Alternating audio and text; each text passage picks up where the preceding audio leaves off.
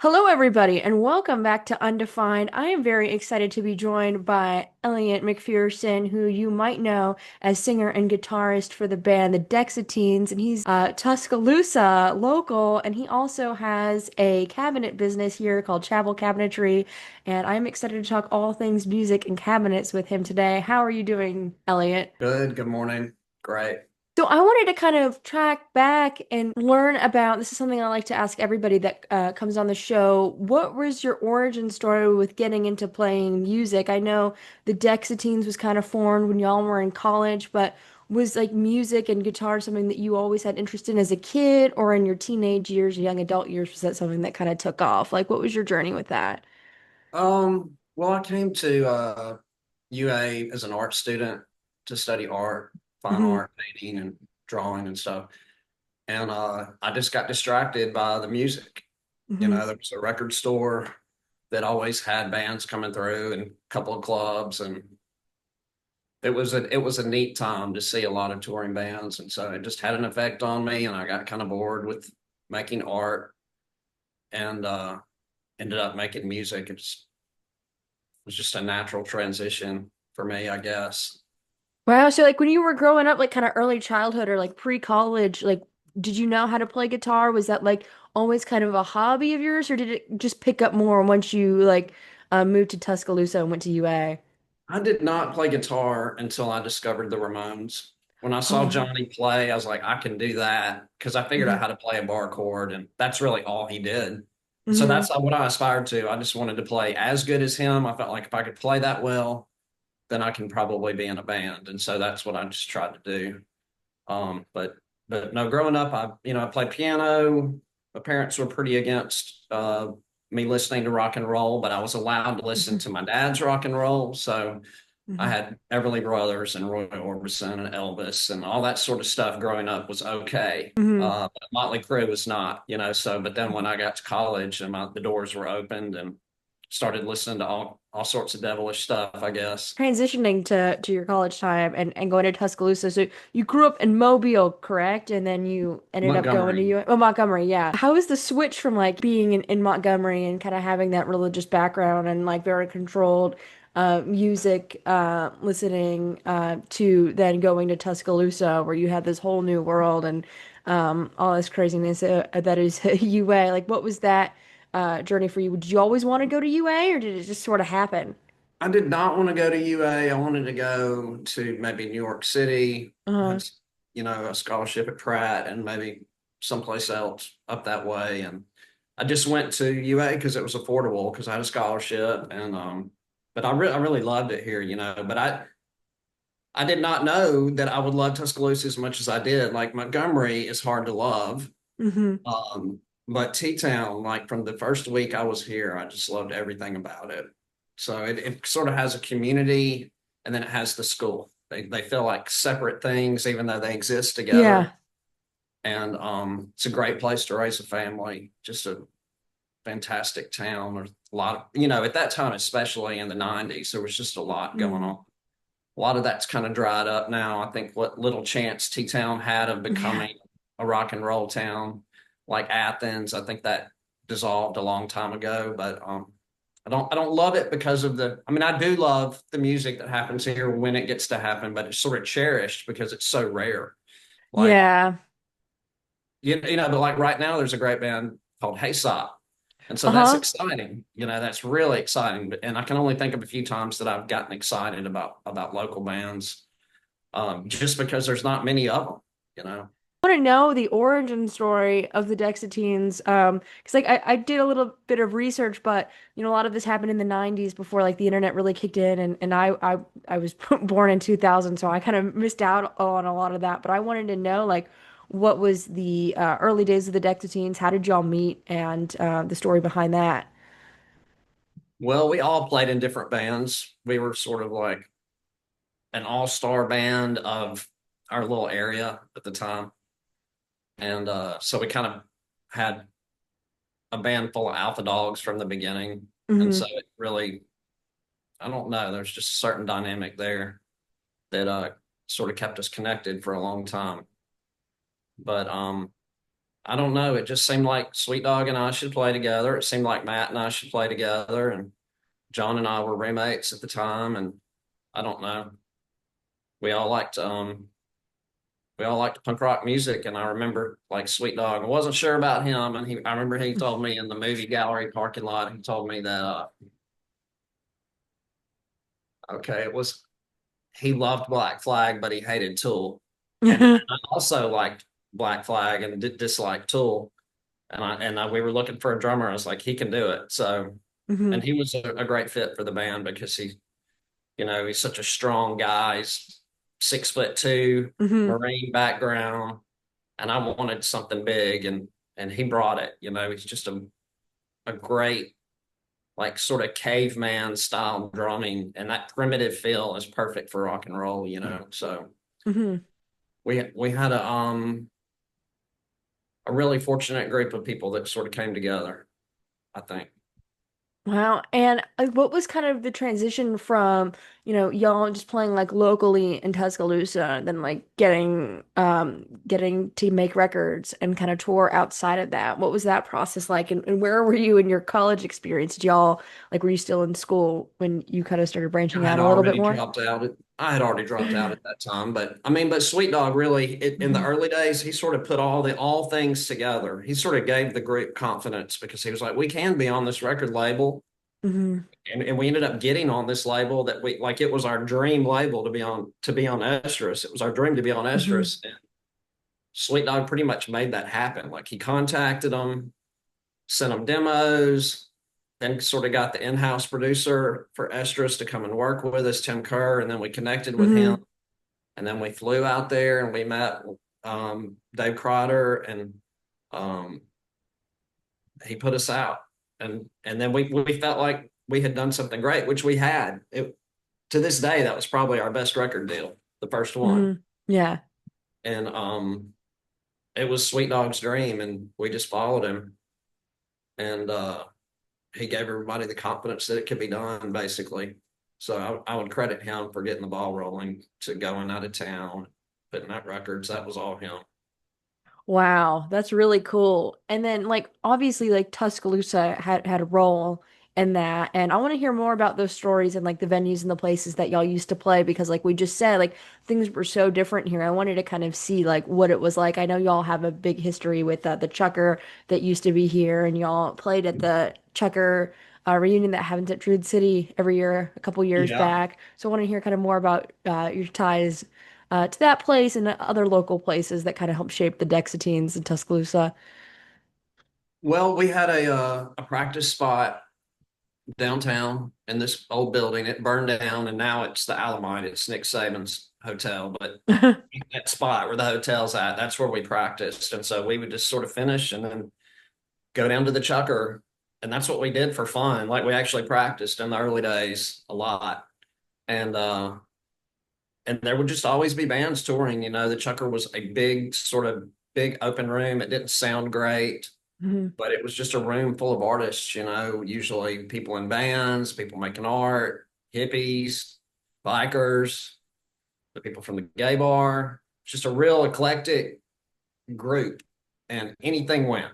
And it was actually, after I've been to a lot of dive bars, it was actually pretty wholesome what was going on in there. I mean, I'm Hmm. sure there was, plenty of drugs and stuff, but really it wasn't about that. It wasn't about that sort of dirty culture. It was really just about people coming in and making art. So it was a really great thing for us, and at that time there was just a lot of touring bands, that were doing the rock and roll hustle. So it's just a great time for people that were trying to be creative, and we were in our early 20s, and so it just allowed our imaginations to sort of take off.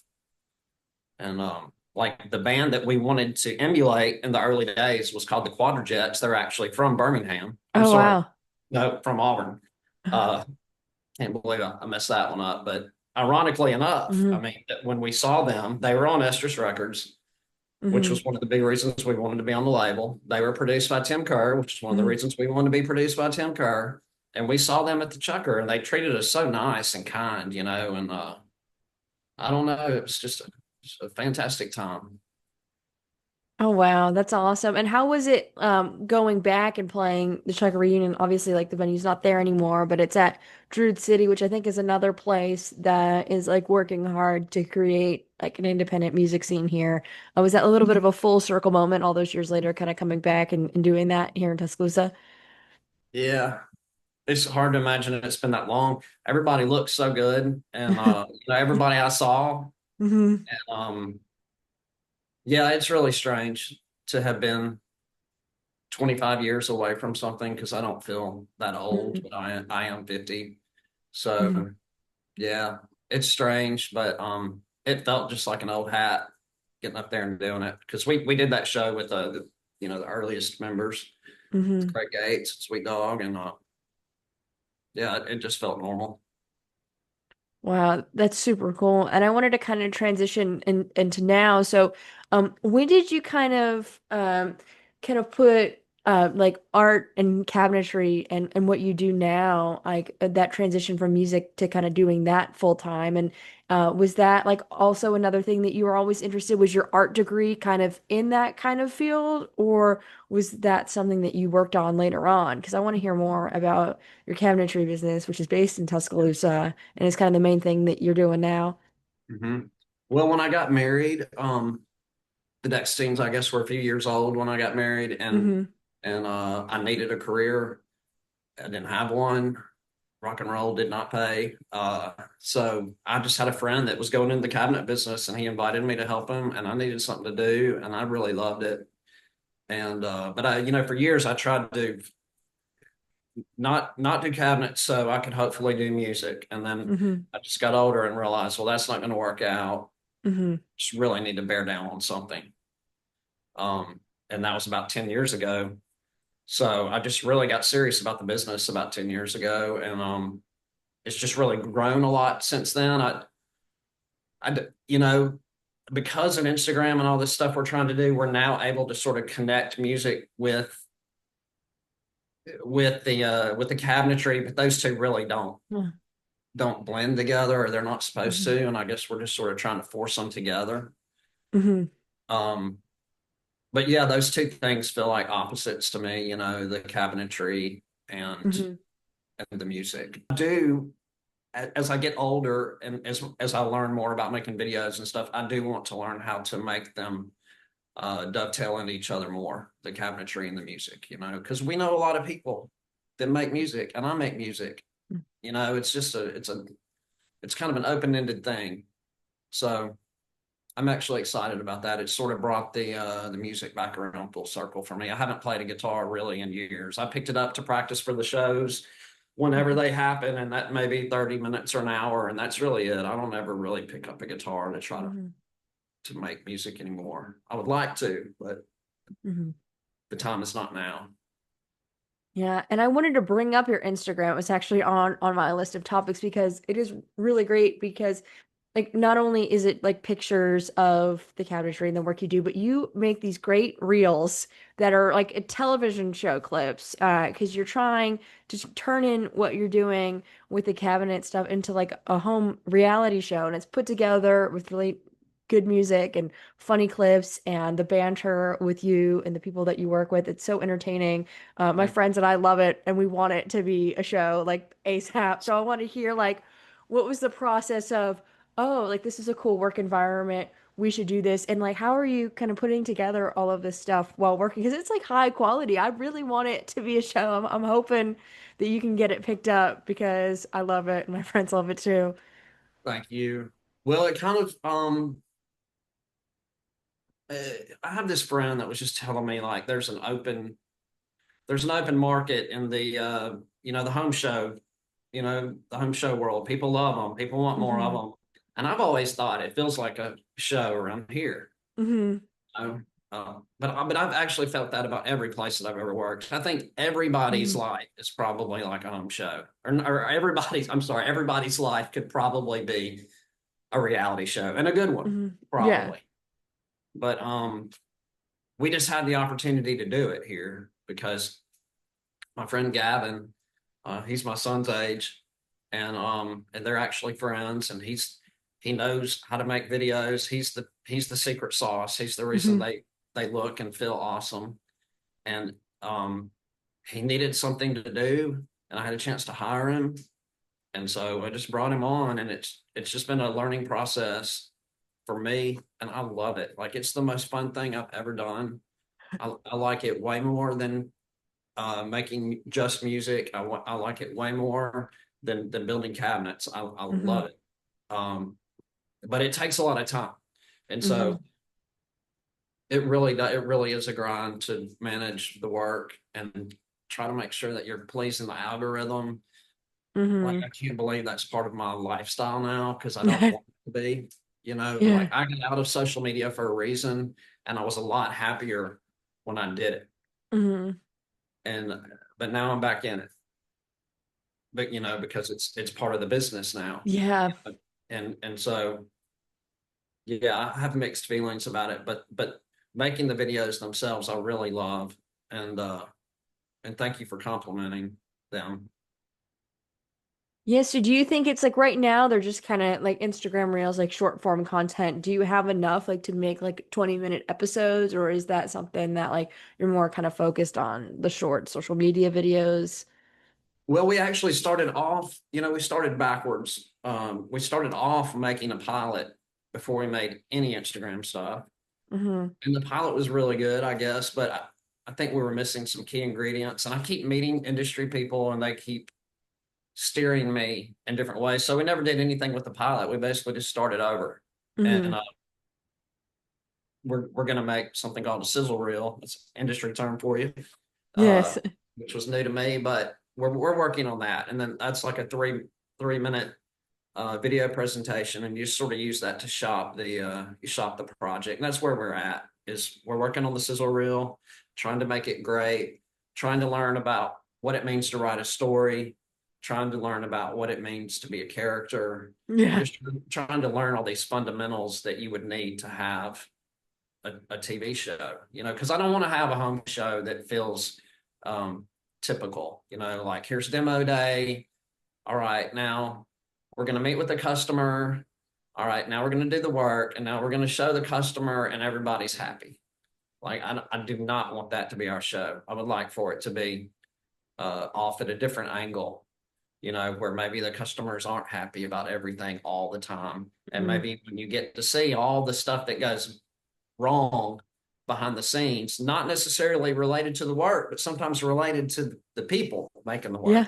work. So that's kind of where we're going with it. But it's a work in progress. We're trying to really spend time on it now. So once we start to make the pitch and start to try to find agents or networks or whatever it may be, that we've got a great product. So we're really just kind of taking our time. Oh, that's so exciting. Yeah, and I think you make a good point about the home show formula because I grew up watching a lot of HGTV and DIY with my mom and a lot of those shows that I feel like kind of as these shows keep coming out, they almost are like more formulaic.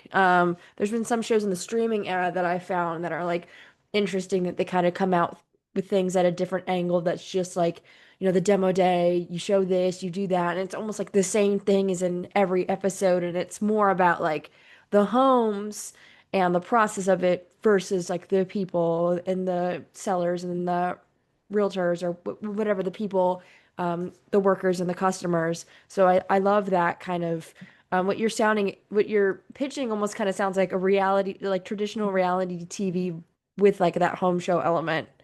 Yeah, that's what we're going for. I love it. I think it's fresh, and I think like, that's what makes a lot of like content and TV and social media like more entertaining these days is like people that you can relate to versus like here's the start, the beginning and end of a project. Like that's cool, but I think when you can combine the two things together is great. And your what is your friend's name? Is Greg? The back and forth between you two is very entertaining. Yeah, he's awesome. He's back there working right now. He's a great dude. It's the real thing. I mean, what you see like is exactly him all day, every day. And how did So y'all meet? Was he originally working at because you were telling me off camera that you had bought the business 10 years ago from a friend. Was Greg kind of always working there, or is that something, did he come along later? Like, how did you all meet, and like, what is kind of your working dynamic like? Um, well, he and I were both installers. We were years ago. We were both working for the same cabinet shop, sort of independently, and then we just got to know each other. And then he started to work for me. He and his brother did as a cabinet installer, and then I went to the university and worked there for 5 years and kind of fell out of touch with Greg. And then I decided Hmm. to go back in business when I couldn't do the university anymore. And he was just my first guy. Hmm. And he's just become my best friend, and we're like Hmm. brothers. We don't do much outside of work. We do maybe once or two times a year, but we have a great time at work. He's a real I don't know if you can tell, but like I'm just really wound tight, spend a lot of time worrying, Hmm. obsessing, and he's just so calm and Yeah. like and he's always right. He says it's gonna work out. It always does. And I just like hearing it. I just like hearing him tell me that. Yeah, that's a good So deal. No, I can relate to you because I'm also wound tight and anxious and need like to be making sure that everything is working out. So I can completely relate to that. yeah, what we do is really overwhelming because we run so many jobs here, and I mean I don't know. There might be at least 20 jobs on the books at all times. Wow. And yeah, so it's a lot of moving, and there's thousands of parts in one job, and so it Hmm. just takes a lot of organization, and you just really start to feel overwhelmed at times. So it's great to have people on your team Hmm. that don't if the stress bothers them, they don't show it at the very least, Yeah. and that's a sign of leadership, So Greg's a great leader, and couldn't make it without him. Oh, yeah. And the stuff that y'all do is like super intricate too. I mean, you're working with all kinds of materials. And when I was doing research for this, I found out like, you were working for the university, so you're doing stuff there. But then you also do like stuff that's not all just cabinets. Like you built the original bar top for Druid City. And I wanted to know, my next question was, what was kind of, were there a few projects that were a bit like maybe like daunting or unconventional, or like threw you a few curveballs that you kind of look back now like, oh my gosh, I can't believe we did that. Yeah, I mean, a lot of jobs feel that way because we just get different stuff every time. Nobody wants us to just build a kitchen. It's always something, crazy, like somebody dragging in some old piece of furniture. They want us to modify that. I mean, like it could be anything. Um, Somebody wants us to take this antique fireplace mantle and turn it into a kitchen hood. I mean, it's always something Hmm. nuts. So we just sort of are used to the fact that this is going to be the first and last time we do a project like this ever again. Yeah. So it's just the nature of where we are um, with the skill set that we have. But that's what makes it fun and super interesting. What was the question again? I think You I've got. know, was there like any like projects like in particular that kind of stood out like, oh my gosh, I can't like we believe we did this, or like that was definitely kind of like a daunting one that we pulled Yeah. off? Well, I remember years ago, one of the first big ones we got had a full kitchen and everything, but they had a pair of bookcases. Hmm. The bookcase on the left was intended to be hinged. They needed to look identical, but it was just like a Scooby Doo style bookcase. And now there's actually kits for these sort of things. But Hmm. back then, there was no such thing, and we had to figure out a way to make it work, and we did, and it went off great. But I remember not wanting to do the job. I remember telling the contractor, "Hey, we'll take the kitchen, we'll take the bookcases, everything except the hinged bookcases. Can you get your?" Because I knew he was fooling around with another cabinet guy before me. Hmm. Can we get the other cabinet guy to do it? And Hmm. he said, if you want my work, you're going to do my work. Hmm. And so we took it on, and it went great. But yeah, it was daunting because we had just never done it before. So, but like I say, that's kind of where we are now. Every project kind of feel every 3 or 4 months we have something in here that is a head scratcher. So Yeah, and it'll make for great TV, I'm sure. yeah, I think so. That's awesome. Yeah, I love because like I said, like I grew up on like home shows and things like that, and my parents like have bought and flipped a few homes over the years, and so all of that stuff like really fascinates me. So I love kind of like the process of building new things, and I love what you said about the old fireplace, like repurposing stuff. I find that super fascinating. Yeah, me too.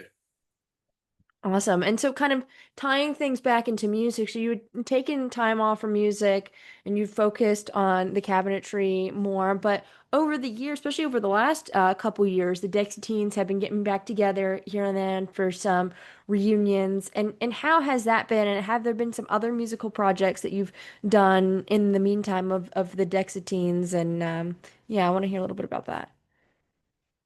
Um, well, I don't know. The Dexateens is talking about maybe getting together and sitting down and learning some new songs that aren't balls to the wall rock and roll. Maybe Hmm. try to come up with a set that's a little easier for people to listen to, Hmm. because we are getting older and our audience is getting older. And it feels sort of ridiculous to play teenagers sometimes for me. Hmm. But other times it feels perfectly appropriate. It's hard to Hmm. say. I guess it depends on how the show is going. But I would like to see us do that. Maybe this year, instead of playing two or three shows, we get together two or three times and work on the singing and try to learn some, stuff from Lost and Found. I would like to do that, and some more single wide stuff. Do a lot more John songs. He's just Hmm. got the golden touch with a lot of those, and something else I've been talking about doing is re-recording Lost and Found because we've literally lost the Hmm. masters. We don't know where they are, Oh no. and I would like to remix it, but that's not possible since we don't Hmm. know where the masters are. But I was just thinking we could get together and record it live one day, like in the studio, like rent a studio for the weekend, do all the singing, all the playing, and then walk out of there and just be done with it. I know we could do that, and that would be great. So I would like to see us do that one day. And we've got a record that's really good that we worked on called Struggler. We've been working on it for like, I don't want to say 10 years because it may have been 12, Hmm. but it's going to be good too if we ever finish it. Oh, So I hope you all put that out. Yeah, and are more like, that you're practicing those songs more and that's kind of been a priority. Does that mean like you want to do a few more live shows in the future as well? I doubt it. I like doing two or three a year. That's enough. Yeah. It's a good chance for me to get to see everybody. Like that's the way I look at the band now, kind of like a fraternity, Hmm. just get together, hoop and holler for a night and then get to see each other later. It's fun. It's fun. And because like we're all bringing our kids and wives together now, and it's just feels like a get together of friends whenever we get to do shows. So it's not really the music so much as it's just seeing them for me. That's sweet. It's a homecoming that y'all get to do a couple times a year. Yeah. And the truckers, they invite us to do stuff periodically, and that's always great. It's awesome playing for their audience because their audience raises hell the whole time, and Oh yeah.